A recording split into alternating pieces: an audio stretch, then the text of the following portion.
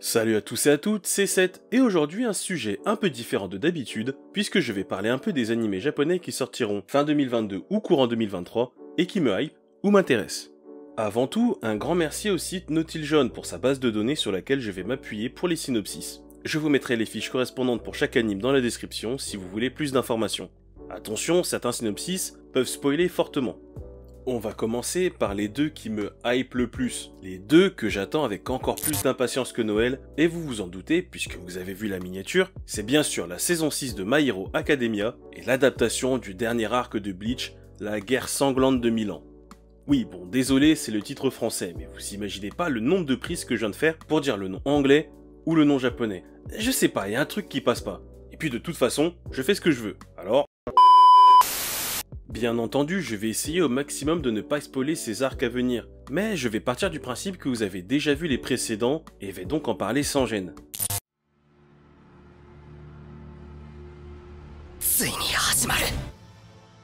Grâce à son alliance inattendue avec le Front de libération des facultés para-humaines, la Ligue devient une menace réelle à l'échelle nationale. Hawk, toujours infiltré dans l'organisation, pressent qu'une action d'envergure se prépare. L'heure est à la mobilisation de tous les héros.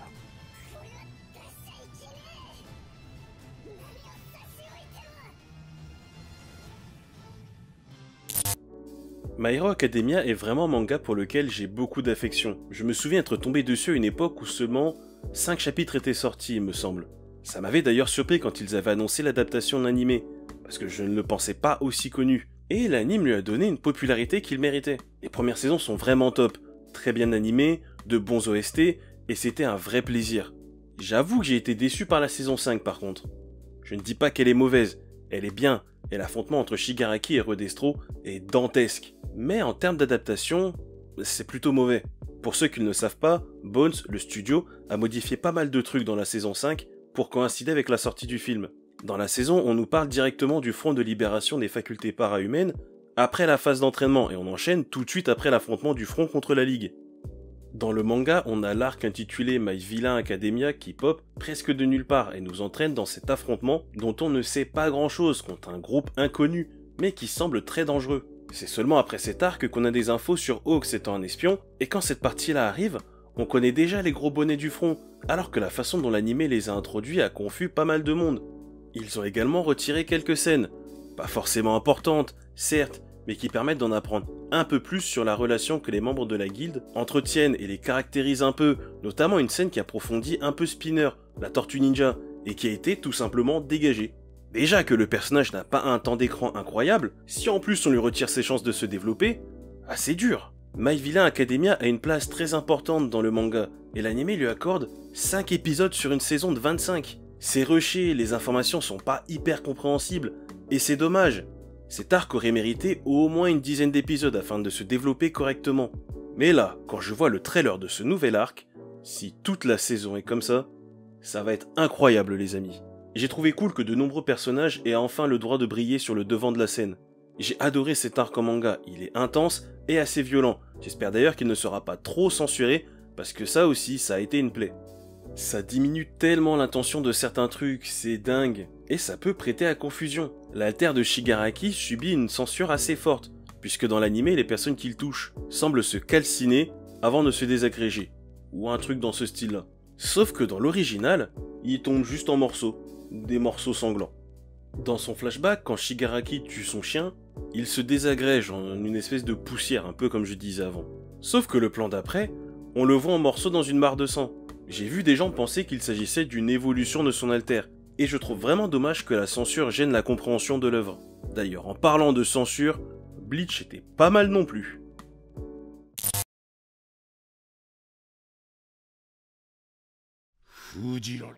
La paix est soudainement rompue lorsque des sirènes d'avertissement retentissent dans la Soul Society.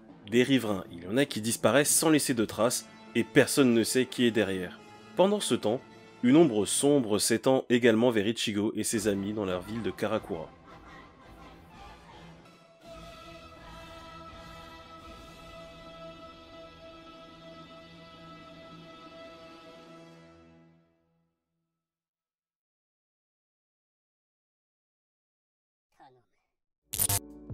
Alors, je n'ai pas pris le synopsis de Nautiljaune pour celui-ci, je trouvais qu'il dévoilait un peu trop d'éléments de l'intrigue. Des éléments surprenants que je trouve dommage de découvrir de cette façon. Mais oui, pour revenir vite fait sur la censure, Bleach a été un des pires à ce niveau-là, pour plein de raisons, certaines culturelles, d'autres non. Toujours est-il que Bleach a eu une grosse censure, notamment sur les blessures, et les exemples sont nombreux. Chad qui se fait littéralement déchiqueter le bras face à Yami, Gin qui coupe en deux Iori, Ishida qui perd son bras contre le Kyura, Aion qui arrache un bout de ventre à Matsumoto, et Menoli que l'on voit se reconstruire clairement après s'être fait tuer par Grimjou. Rien de pire pour diminuer l'impact de certaines scènes, c'est radical. Mais bonne nouvelle, il a été annoncé que cet arc ne serait pas censuré.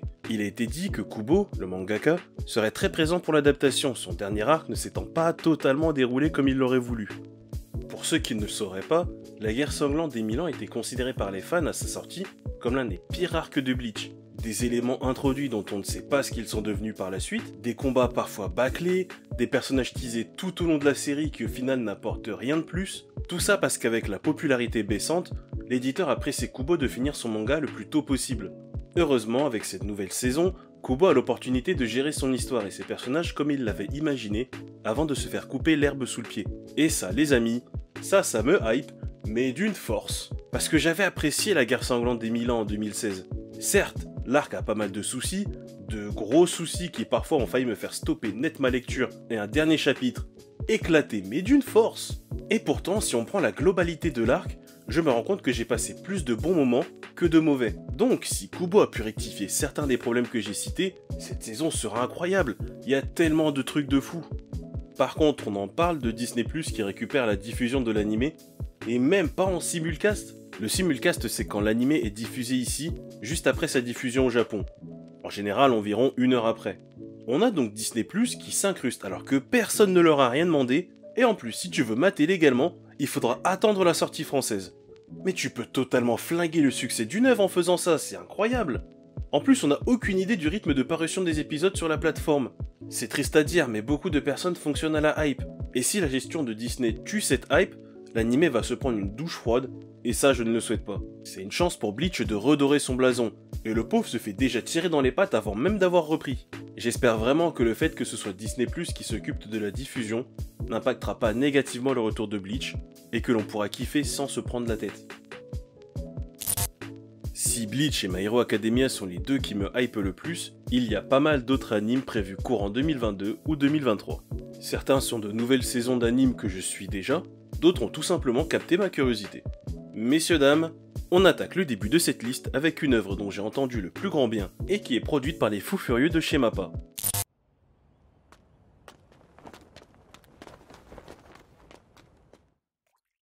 Pour rembourser ses dettes, Denji, jeune homme dans la dèche la plus totale, est exploité en tant que Devil Hunter avec son chien démon tronçonneuse Pochita.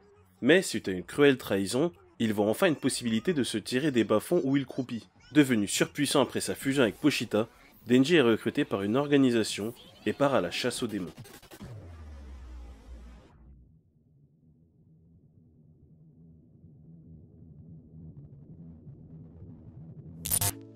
Les mecs de chez Mappa doivent être dans un sale état après les dernières années qu'ils ont passées. Ils ont bossé sur tellement d'animes différents qu'il y a maintenant des mèmes sur le fait que les employés de Mappa vivent sur place et travaillent presque H24. Sinon, que dire de Chainsaw Man, à part que je m'attends à du gore, du drama, du fun et de l'épique. Je ne suis pas hyper familier avec le travail de Fujimoto Tatsuki, le mangaka, mais j'ai lu Fire Punch qui est une véritable dinguerie que je vous conseille vivement d'ailleurs. J'avais bien apprécié le ton sombre et brutal du manga, et même si je ne suis pas fan de la fin, le style de Tatsuki m'avait donné envie de voir de plus près sa nouvelle œuvre, c'est-à-dire Chainsaw Man. Mais l'anime a été annoncé pour octobre 2022, et je me suis dit que ce serait sympa de le découvrir de cette façon. Le trailer nous montre une animation fluide, un dessin de qualité, une histoire et des personnages intrigants. En 2 mots, j'ai hâte.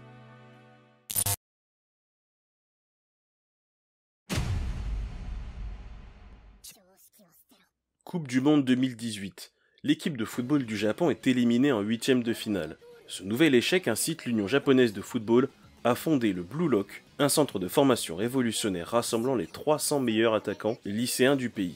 L'objectif du coach du Blue Lock, Jinpachi Ego, est clair, détecter l'unique attaquant qui écrasera tous ses rivaux par son talent et son hyper-individualisme. Pour Yoichi Izagi, joueur bouillonnant encore inconnu, il n'y a pas d'alternative. S'il veut survivre au programme hautement sélectif qui l'attend, il devra abandonner le jeu collectif et se transcender pour devenir l'attaquant ultime.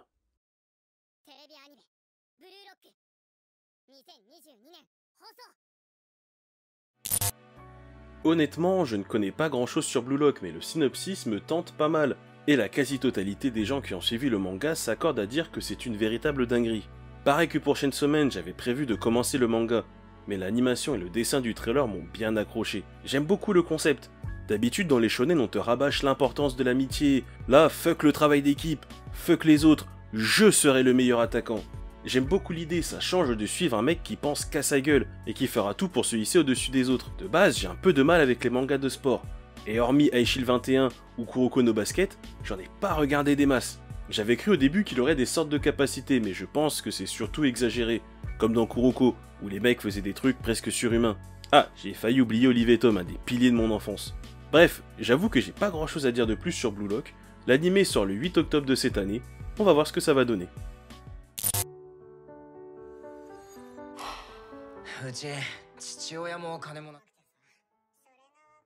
L'histoire nous entraîne dans le quotidien d'un enfant de la rue essayant de survivre dans une ville obsédée par les technologies et les modifications corporelles. Pour rester en vie, il décide de devenir un edge runner, un mercenaire également connu sous le nom de cyberpunk.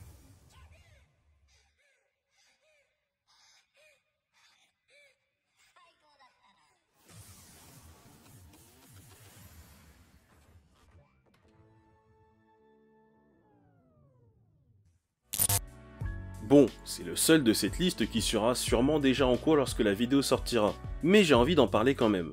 L'univers de Cyberpunk est vraiment intéressant et a beaucoup de potentiel, que ce soit en série, film, animé ou jeu, et je suis content de voir qu'il continue à être exploité après la sortie du jeu. Jeu pour lequel j'ai vraiment une très forte affection, je vais pas vous le cacher. Je connaissais vaguement l'univers grâce au jeu de rôle, et j'ai toujours kiffé ce genre de truc, futuriste mais sale, je sais pas si vous voyez où je veux en venir. Le côté ultra technologique avec des mecs qui se font implanter des trucs dans le corps pour s'améliorer. La violence, la corruption, c'est le genre d'univers à la Blade Runner. Et j'adore ce genre de truc. Et puis le jeu est sorti et ça a un peu été la douche froide. Sur PC et la génération PS5, ça allait encore, mais les générations PS4, c'était une honte. On a tous vu les vidéos des bugs, j'ai jamais vu un jeu aussi buggé. Et encore je dis ça, mais sur mon PC, j'ai eu droit à quelques trucs assez violents aussi. Il y avait une mission où tu devais poursuivre une voiture, et pour je ne sais quelle raison, les autres voitures du jeu avaient bugué. Dès que je passais devant une rue, il y avait une voiture qui apparaissait pour me foncer dessus, et quand tu passais un endroit sur un pont où j'avais pas le choix de passer, puisque c'était le chemin que je devais suivre, ma caisse était catapultée dans les airs. J'avais même voulu essayer d'appeler ma moto pour voir si le problème était le même. Je vois la moto sur la map, mais impossible de la voir à l'écran. Bah ouais, puisqu'elle avait bugué aussi et arrivait depuis le ciel, telle une putain de météorite. Je me suis pris la moto sur le coin de la gueule sans comprendre ce qui se passait. Mais si on met de côté les bugs, l'univers était génial, les personnages assez cool, et le gameplay était vraiment fun. Me dire maintenant qu'un anime cyberpunk est sorti, je suis très content, surtout que le style graphique a l'air assez dingue et que la violence semble bien présente. Pour l'instant, le peu de retours que j'ai vus sont positifs, donc je pense que je vais aller dévorer ça dans pas longtemps.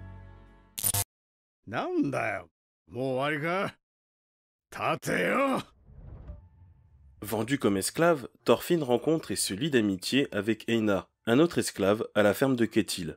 Ensemble, ils travaillent dans le but de racheter leur liberté, tandis que Thorfinn ressasse chaque jour les événements de son passé.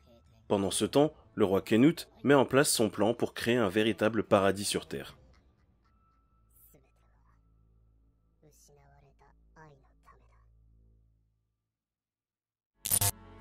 Si vous aimez les histoires de vikings et l'histoire avec un grand H, Vinland Saga est parfait pour vous. Le manga de Yukimuro Makoto, sorti en 2005, a été adapté en animé en 2019. Il y a 4 grands arcs pour l'instant dans le manga, et la première saison de l'adaptation couvrait le premier arc. Cette nouvelle saison devrait donc concerner le deuxième arc. Je doute fortement qu'ils en fassent plus. Le deuxième animé de cette liste de la hype sera réalisé par le studio MAPPA pour janvier 2023. Et oui, encore eux, quand je vous disais qu'ils sont sur tous les gros animés du moment. Il est toutefois intéressant de noter que si le studio change entre les deux saisons, 8 studios laissant le flambeau à MAPPA, l'équipe, elle, ne change pas trop, puisqu'on y retrouve toujours Yabuta Shue à la réalisation, Yamada Yutaka à la composition, et Abiru Takahiko qui s'occupe du caractère design. Et ça, franchement, c'est cool. parce que j'aimais bien le style de l'anime qui retranscrit très bien à la fois la beauté de Vinland Saga, mais aussi sa violence. L'arc qu'ils vont adapter est excellent dans les thématiques abordées, et dans le développement de Thorfinn, le personnage principal, j'ai vraiment adoré le suivre.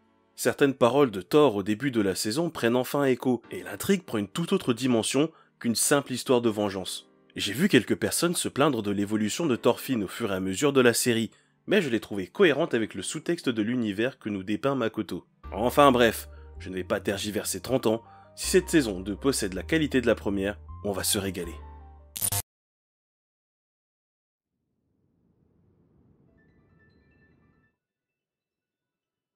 L'épée de Tanjiro étant très endommagée suite à son combat contre Gyutaro et Daki, il se rend dans un village de forgerons pour la faire réparer.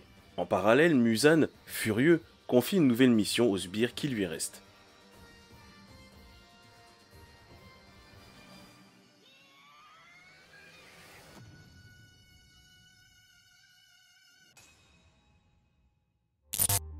Demon Slayer ou Kimetsu no Yaiba pour les puristes, la saison 3 a été annoncée courant 2023 et j'ai hâte de voir cet arc. Je ne dirais pas que c'est mon préféré, certains trucs m'ont un peu dérangé, mais il a été assez cool à suivre et vu la qualité de l'animation et du dessin de la saison 2, je ne peux pas manquer ça.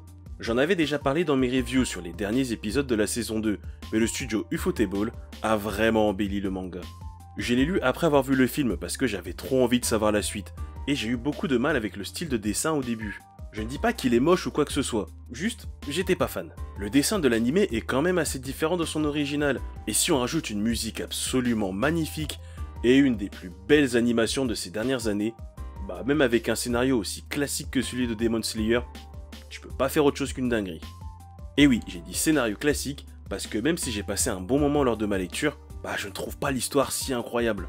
L'univers est cool, ok, mais l'histoire ne casse pas trois pattes à un canard. Alors pourquoi est-il dans ce top si je le trouve si générique que ça? Et bah parce que j'ai vraiment trouvé l'adaptation de la saison 2 incroyable. Et ça fait déjà plusieurs fois que je le dis, mais si le reste de l'anime bénéficie du même traitement, alors je suivrai avec plaisir jusqu'à la fin.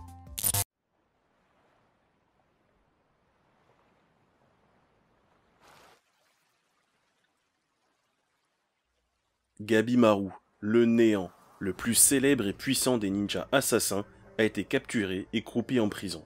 Affirmant n'avoir plus aucune raison de vivre, il attend désespérément qu'un bourreau parvienne à lui ôter la vie, car son entraînement surhumain lui permet de résister au pire des châtiments. C'est alors qu'il reçoit la visite d'un exécuteur pas comme les autres, une puissante manieuse de sabre et trancheuse de tête. Après un âpre combat dont il réchappe de peu, celle-ci le pousse dans ses retranchements. En échange de la vie sauve, elle lui propose un marché. Il devra se rendre sur une île mystérieuse afin de récupérer un élixir d'immortalité. Seul problème, tous ceux qui se sont rendus sur cette île sont revenus sous forme de fleurs.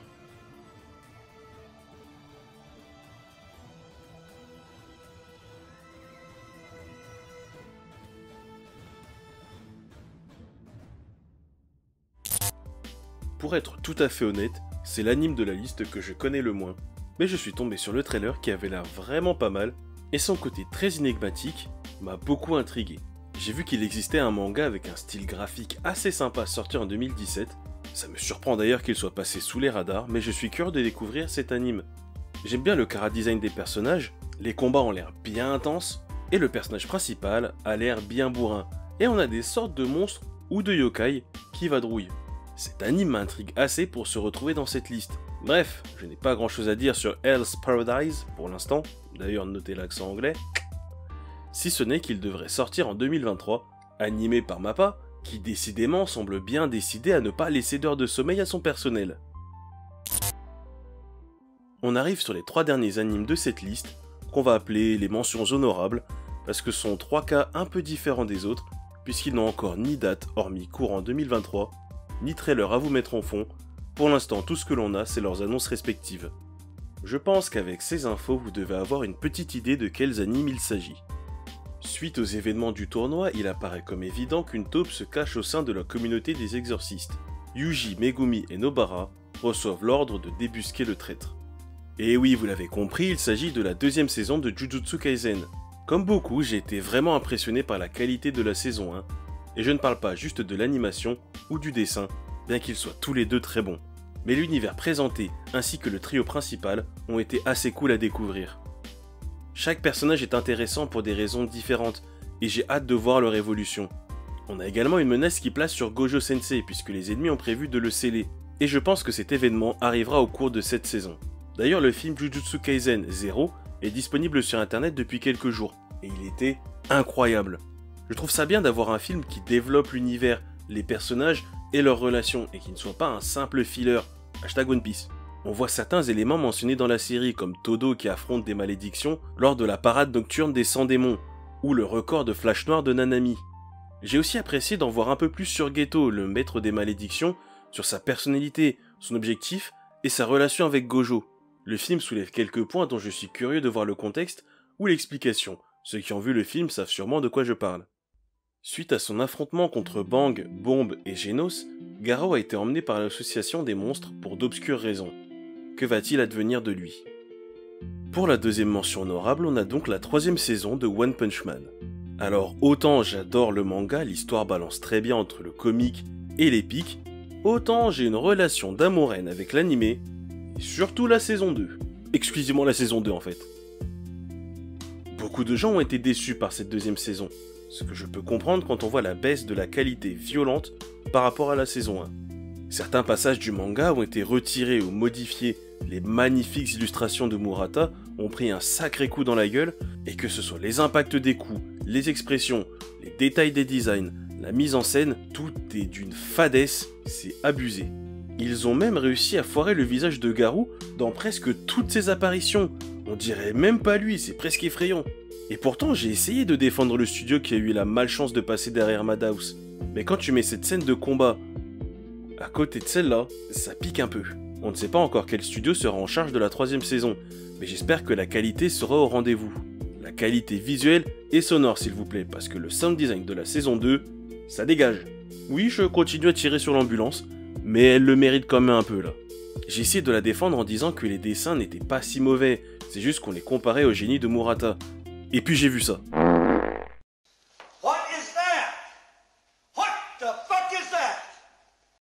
C'est sûr, on s'en fout, c'est même pas un méchant secondaire le bordel. Mais tu peux pas décemment regarder ça et dire « Ouais, ça passe ». C'est le chef Otaku, je crois, qui a fait une vidéo dessus en disant que le visage du monstre ressemblait à des steaks dans l'animé. Et le plus triste, c'est que c'est vrai. J'avoue que du coup j'ai un peu peur pour la nouvelle saison. Cet arc est rempli de combats et de scènes épiques, et ça serait dommage de les rater à cause d'une animation ou d'un dessin pas ouf. L'ambiance de l'arc est d'ailleurs assez différente des autres, je l'ai trouvé plus brutale et intense, et j'espère vraiment que l'animé pourra lui faire honneur. Les kaiju sont d'effroyables monstres géants qui surgissent de nulle part pour attaquer la population. Au Japon, ces apparitions font désormais partie du quotidien. Enfant, Kafka et Bino rêvaient d'intégrer les forces de défense pour combattre ces terribles ennemis. Mais après de nombreux échecs à l'examen d'entrée, ce trentenaire travaille à nettoyer les rues de leurs encombrants cadavres. Jusqu'au jour où une mystérieuse créature s'introduit dans son organisme et le métamorphose en une entité surpuissante, mi-humaine, mi-kaiju. Son nouveau nom de code, Kaiju numéro 8. Le dernier anime dont je veux parler est aussi celui avec le moins d'infos pour l'instant. Pas de date, pas de studio, et on ne sait même pas encore combien il y aura d'épisodes, ni leur durée. Mais il est dans cette liste parce que le manga est simplement excellent. Le personnage de Kafka partage des valeurs propres à la plupart des héros de shonen, mais le fait que ce soit un gars dans la trentaine, découragé par ses échecs, est plutôt sympa. Et le personnage est très attachant, tu ne peux pas ne pas l'apprécier. On ressent pas mal l'influence d'autres shonen, notamment dans le design de certains personnages, et l'histoire n'est pas des plus originales non plus, mais je me suis surpris à dévorer les chapitres à la chaîne. À un moment, le scénario prend un tournant ultra intense, et ce qui était de la curiosité est vite devenu un vif intérêt. C'est simple, Kaiju numéro 8 fait partie des mangas dont j'attends la sortie des chapitres avec impatience. Je ne sais pas jusqu'où l'adaptation va couvrir, mais je pense que c'est le genre d'œuvre qui va cartonner. Les chara-designs sont plutôt sympas, que ce soit la galerie de personnages ou les kaiju, et je mettrai ma main à couper que je peux dès maintenant deviner ceux qui vont être les favoris des spectateurs. Le dessin de Naoya Matsumoto est à la fois simple et détaillé, et les combats sont visuellement très impactants. J'adore ces plans d'ensemble sur les kaiju détruisant des villes, où tu as l'impression que tout est en suspens le temps d'une seconde, ça me fait toujours frissonner. Ça et le design de Kafka en kaiju numéro 8. Je kiffe tellement, il me régale à chaque fois. Bref, parti comme je suis, je risque de vous spoiler sans le vouloir, donc je vais m'arrêter là pour Kaiju numéro 8, je vous laisse le découvrir par vous-même. En tout cas, merci d'avoir suivi cette vidéo. N'hésitez pas à me dire en commentaire quelle est votre liste d'animes de la hype, je serai ravi d'en discuter avec vous. Cliquez sur le petit pouce en l'air des familles, ça fait toujours plaisir. N'oubliez pas d'activer la cloche lorsque vous vous abonnez, vous recevrez une notification lors des prochaines sorties de vidéos. N'hésitez pas à me rejoindre sur Twitter, je poste régulièrement des trucs en lien avec l'actualité geek. Vous trouverez le lien dans la description. Et moi je vous dis à la prochaine fois pour une nouvelle vidéo. Ciao les geeks!